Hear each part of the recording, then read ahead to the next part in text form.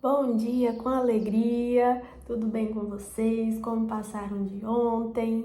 Olha, hoje a gente vai falar um pouco sobre o capítulo de Jó. Vou fazer a leitura de uma parte aqui de Jó, do capítulo 4. Não vou ler o capítulo 4 inteiro, vou tecer um comentário só sobre uma parte dele. Mas hoje, antes de fazer a leitura, eu vou explicar um pouco sobre o contexto de Jó, sobre o contexto do livro. Vamos lá? Olha, eu tenho certeza que você já escutou falar no termo paciência de Jó. Mas você sabe por que paciência de Jó? Não? Bora. Ó, Jó era um homem muito rico mesmo. Ele era abundante, próspero. Tinha muitas coisas materiais, mas também tinha muitas coisas que não podem ser compradas. Tinha o amor dos seus filhos, tinha fé. A vida dele era baseada em Deus. Então, aqui no capítulo dele começa contando que Jó, ele era um homem tão fiel a Deus, ele tinha tanta fé e ele temia tanto a Deus que quando os filhos dele saíam, iam para festas, ele rezava, ele intercedia a Deus antes mesmo dos filhos dele irem para essas festas, para evitar que eles cometessem algum pecado. Então Jó orava: Pai, hoje eles estão saindo para ir para a festa, perdoa os pecados dele antecipadamente. Então Jó, ele tinha uma família muito abundante, era uma família muito amorosa, muito calorosa. Além das coisas materiais, ele também tinha todo esse suporte familiar. E o que aconteceu? Um belo dia, o diabo, tentando testar Jó, a fé de Jó, ele tirou tudo que Jó tinha. E quando eu digo tudo, é tudo mesmo. Os filhos morreram, os empregados morreram, ele perdeu todo o dinheiro, os bois que ele tinha morreram, tudo morreu, as plantações secaram, perdeu dinheiro, perdeu tudo. E aí, o que Jó disse? Jó rasgou as vestes, raspou o cabelo e falou: Obrigado, Deus. Se eu aceito as coisas boas de Deus, por que eu não posso aceitar as ruins? E aí vem aquela frase, não sei se vocês já escutaram aquela música: Deus me deu, Deus tirou, bendito seja o nome do Senhor. Vem do capítulo de Jó. Jó falou isso. Deus me deu, Deus tirou. Então, bendito seja o nome do Senhor. Eu aceito as coisas boas, não vou aceitar as ruins? Então, Jó aceitou nesse momento toda a aprovação que Deus estava infligindo a ele. Deus, na verdade não era Deus, era o diabo. E até no capítulo retrata a conversa entre o diabo e Deus, que o diabo fala: olha, se tirar os bens do Jó, ele não vai continuar sendo fiel ao Senhor. Deus fala: vai sim, Jó é um homem de fé, eu conheço ele. E aí o diabo foi lá e testou ele. E realmente, de fato, Jó jamais perdeu a fé. Ele sabia que era injusto com ele aquela situação, mas ele nunca perdeu a fé. Ele nunca blasfemou contra Deus. Exatamente. E aí, depois de ter perdido tudo, o diabo falou assim: não, ele ainda não perdeu tudo. Ele ainda tem saúde, eu vou tirar. Porque quando ele perder a saúde, aí sim, ele vai xingar o Senhor. Aí sim, ele vai virar as costas para o único Senhor dele. E aí o que ele faz? Tira a saúde de Jó. E aí relata aqui no capítulo de Jó, que Jó não tinha paz. Ele tinha muita dor, o corpo cheio de feridas. Cheio de feridas. De dia ele não conseguia dormir, tinha muita febre. À noite ele tinha pesadelos. Jó não tinha sossego mais. Ele estava acabado, um homem sem saúde, um homem sem dinheiro, um homem doente. Então, alguns amigos foram visitá-lo. E aí, ao verem a situação de Jó, a Bíblia relata que eles rasgaram as vestes e se colocaram no chão junto com Jó. Naquele momento, Jó era um pária. Jó não era mais um cidadão. Porque naquela época, quando você dava uma doença assim, você era deixado de lado. E aqui na Bíblia relata que até as crianças tinham nojo de chegar perto de Jó, de tão feia que era a situação. E os amigos, vendo ele naquela situação, eles se compadecem, rasgam as vestes, que é um sinal de luto, e vão lá ficar com Jó, junto com Jó. E uma coisa interessante é que os amigos, eles são amigos, você vê que eles são amigos, eles se compadecem com Jó, mas eles começam a questionar Jó se ele não havia pecado. Eles acreditavam que tudo que Jó estava passando era nada mais, nada menos que justiça divina por algum pecado que Jó tenha cometido. E Jó fala, eu não cometi pecado algum, eu não mereço essa punição. E aí os amigos, eles se revezam para questionar Jó. Olha, mas você deve ter pecado. Deus não é assim. Deus não te puniria dessa forma se você não fosse uma pessoa ruim. E aí você percebe que, além de tudo, Jó ainda tem que escutar que ele é pecador, que ele fez coisas ruins. Mas em nenhum momento ele vira as costas para Deus. O que ele faz aqui é questionar. Ele só fala, em um momento ele fala que eu não sei o que eu faço, porque se eu for para um tribunal com Deus, se eu for questionar essas aflições que eu estou passando em um tribunal, quem vai me defender? Como que eu vou abrir a minha boca contra Deus? Porque Deus vai ser o juiz, o advogado. Não existe pessoa maior do que ele. E ele também vai ser o condenado. Então, Jó, ele fala, o único questionamento dele é esse, porque ele se sente inocente, de fato ele é. O livro, ele nos leva a ter essa visão de Jó, como ele sendo inocente.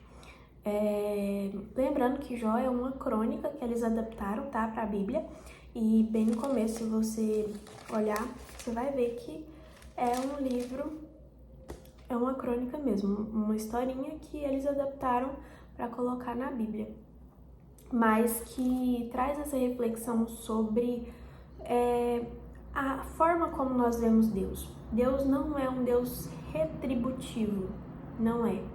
Deus é um Deus Pai, ou seja, Ele nos ensina.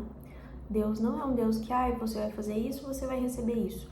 Não, Deus ensina, e é claro que Deus também existe essa parte retributiva, enfim. Mas, acima de tudo, Deus é Pai. Então, Deus ensina.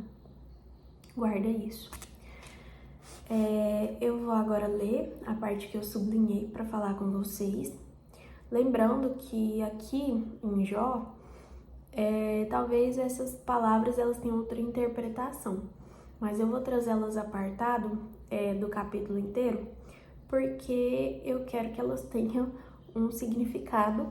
E eu quero que elas tenham, não, vou me corrigir também, né, gente, não é que eu quero que vocês percebam esse significado dessas palavras que eu vou ler para vocês. Então, capítulo 4, versículo 3 até o 8, vamos lá? Veja, você instruiu pessoas e fortaleceu braços enfraquecidos. Com suas palavras, você levantou quem vacilava e sustentou joelhos que se dobravam. Pois bem, hoje é a sua vez. Você não aguenta? Você se perturba hoje, quando tudo desaba sobre você? O temor de Deus não era sua confiança e a sua esperança não era um comportamento íntegro? Lembre-se bem, quando é que um inocente pereceu e quando é que homens retos foram destruídos? Pelo que eu sei, os que cultivam a injustiça e semeiam miséria são esses que as colhem. Pessoal, por que eu trouxe esses versículos? Essa aqui é uma fala de um dos amigos do Jó, questionando ele sobre o período que ele estava passando. Como eu falei para vocês, eles acreditavam que Jó não era inocente. E eu trouxe esse aqui porque às vezes você vê uma pessoa que ajuda muito outras pessoas, mas que constantemente passa por provações. E ontem mesmo eu estava falando sobre isso na leitura. A gente leu a segunda carta aos Coríntios, capítulo 1, e Mateus ele fala, olha, na vida haverão tribulações, mas a consolação de Deus é proporcional. Tem gente que passa, sim, por mais tribulações. Tem gente que precisa passar por mais tribulações, porque precisa da consolação, precisa levar a consolação aos outros. Então não pense em Deus como um Deus que vai semear tudo por igual, porque nós não somos iguais. O fardo que o nosso irmão carrega pode ser até mais pesado em comparação com o nosso, mas é o fardo que ele precisa carregar. É o fardo de ser quem ele é. É o fardo que todos nós carregamos. Às vezes em peso maior, em peso menor, mas é necessário. Então, eu queria acabar um pouco com essa ideia que a gente tem de que todo mundo tem que agir igual, todo mundo tem que fazer as mesmas coisas, todo mundo precisa seguir um determinado padrão. Não existe isso, gente. Deus usa as pessoas no lugar que elas estão, com o pecado que elas têm. Todos nós somos pecadores. Se nós nascemos, nós já nascemos no pecado. Nós nascemos de um pecado. Então, assim, quando nós viemos para o mundo, quando a gente xinga um irmão, quando a gente questiona o irmão sobre as escolhas dele, isso é algo que não é necessário, é algo que não é legal, porque o fardo do irmão só Deus sabe qual é. Os nossos irmãos precisam passar por experiências diferentes da nossa. Você aí que tá me assistindo, você tem uma experiência completamente diferente da minha, porque o seu propósito é diferente do meu.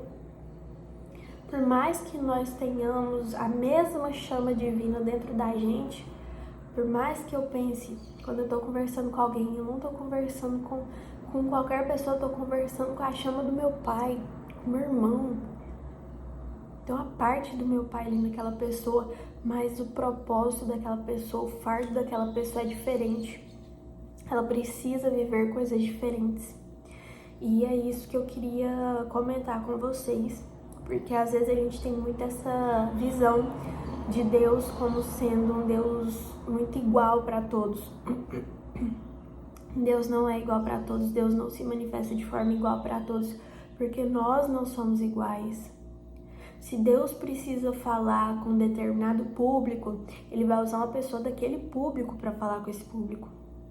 Não adianta usar uma pessoa de fora para falar com uma pessoa daquele público nichado, porque não vai ter engajamento. E aqui eu tô falando, tô misturando com marketing para ver se vocês entendem, mas para você falar com uma pessoa de determinado grupo, você precisa ter o linguajar daquele determinado grupo, você precisa entender o que aquela pessoa precisa. E quem mais pode entender de uma forma tão genuína uma pessoa daquele grupo que não uma pessoa daquele grupo? Tá me entendendo? Então, às vezes a gente apedreja os nossos irmãos, às vezes a gente usa de palavras ruins com irmãos que fizeram escolhas erradas, que estão em pecado. A gente pensa, nosso pecado dele é maior que o meu. Gente, não existe degraus entre pecados. Pecado é pecado e pronto. Pecado é pecado e pronto. Não dá para mensurar qual pecado é maior, qual pecado é menor. É pecado e ponto. Se seu irmão tá pecando daquele jeito, você também tá.